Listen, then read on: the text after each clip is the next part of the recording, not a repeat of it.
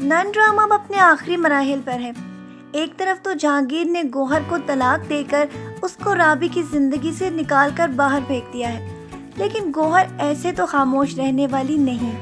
سیدھا گھر جا کر اس نے اپنے گھر پر اتنا زیادہ واویلا مچا کر ان سب کو اس بات کے اوپر بہت زیادہ شور مچایا ہے کہ ان بھائیوں کی وجہ سے اس کا گھر برباد ہو چکا ہے، حتیٰ کہ یہ تو ایک ایک کر کے اپنے بھائیوں کے گھر برباد کر چکی ہے،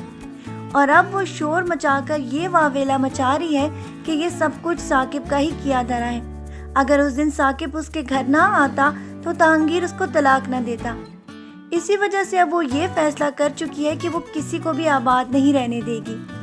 حتیٰ کہ بربادی والی تو کوئی چیز رہ ہی نہیں گئی، یہ تو پہلے ہی سب کی زندگی برباد کر چکی ہے۔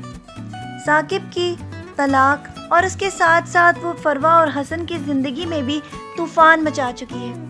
حسن کے دل میں یہ شک کہ اس کا بچہ شاہ زیب کا بچہ ہے، یہ ساری باتیں اس کے ذہن میں بہت زیادہ فطور بن کر پھیل چکی تھیں۔ اسی وجہ سے تو وہ فروا کو گھر سے نہ صرف نکال چکا تھا بلکہ اس کی وجہ سے اس کے والد کا بھی انتقال ہو چکا ہے۔ یہ ساری باتیں تو گوہر کو یاد ہی نہیں، بلکہ وہ تو اب یہ فیصلہ کر رہی ہے کہ وہ کسی کو بھی آباد نہیں رہنے دے گی، اور اسی لیے جو ہی وہ ثاقب کو گھر میں دیکھے گی اس کے بعد وہ غصے میں چلا اٹھے گی اور ثاقب سے یہ کہے گی کہ تمہیں کہیں بھی چین نہیں ملے گا، حتیٰ کہ اس کی والدہ چیختی چلاتی رہیں گی کہ اپنے بھائی کو کس طرح کی باتیں کہہ رہی ہو۔ وہ تو الٹا سب کے اوپر الزام لگائے گی کہ مجھے کسی نے آباد نہیں ہونے دیا، اسی لیے اس گھر میں اب میں کسی کو بھی آباد نہیں ہونے دوں گی۔ ثاقب تو اس کی بات سن کر بہت زیادہ پریشان ہو جائے گا کہ یہ تو ہمیں برباد کر چکی ہے۔ ثاقب کو تو اس کی باتیں سن کر ہی بہت زیادہ غصہ آ جائے گا، کیونکہ یہ تو اس کا گھر تو پہلے ہی برباد کر چکی ہے، اب مزید یہ کیا بربادی لائے گی۔ اسی لیے حسن بھی رپورٹس آنے کے بعد اس کے بہت زیادہ خلاف ہو جائے گا اور اسے یہ کہے گا کہ ہم پر اپنا حکم چلانا چھوڑ دو، اور جس طرح تم ہمیں اس طرح زندگی میں گائیڈ کرتی چلی آ رہی تھی، اب یہ تمام باتیں ہم تمہاری نہیں سنیں گے، اور یہ کہے گا کہ تم نے میرا گھر برباد کر دیا ہے۔ گوہر کا تو یہ ساری باتیں سن کر دماغ ہی خراب ہو جائے گا،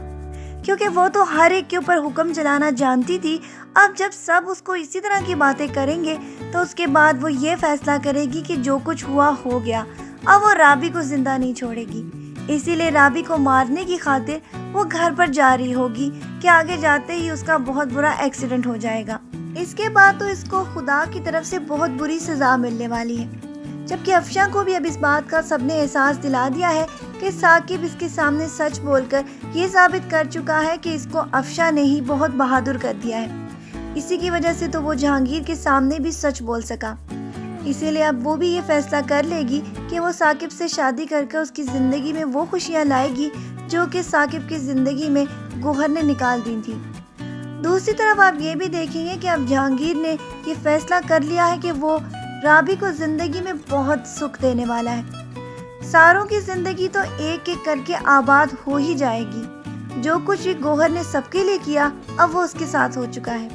ویسے ڈرامہ اپنے اختتام پر ہے، لیکن رائٹر کو تو میں بہت ہی زیادہ اس بات کے اوپر داد دوں گی کہ انہوں نے گوہر کا جو انجام دکھایا ہے، ویسے زندگی میں عام طور پر ایسے لوگوں کا ایسا ہی انجام ہوتا ہے،